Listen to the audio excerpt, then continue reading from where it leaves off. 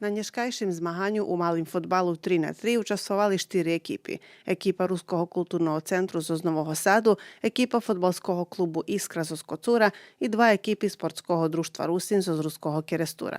Perši 2 mesta zavžali Keresturci, treci buli Kocurci, a štvrta ekipa z Novого Sadu. Do konca roka ja še nazdavam, že otримаме všetko toto, čo sme планували за тот рок, то 17 екипні змагання і 8 до 9 поєдинічні.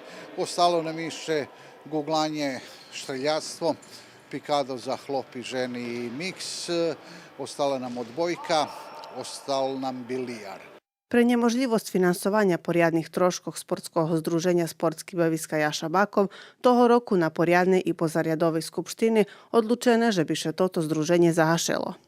Keže je najzeme da koho sponzora daki porjadni sposob finansovanja tih naših sportskih baviskog, odnosno združenja.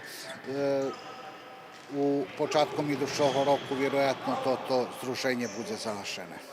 I popri tim, že majú finansijní počeškosti, toto združenje za teraz otrimujú entuzijasti, ktorí užívajú u sportu i druženju, co i bula ideja, keď ono nastavalo.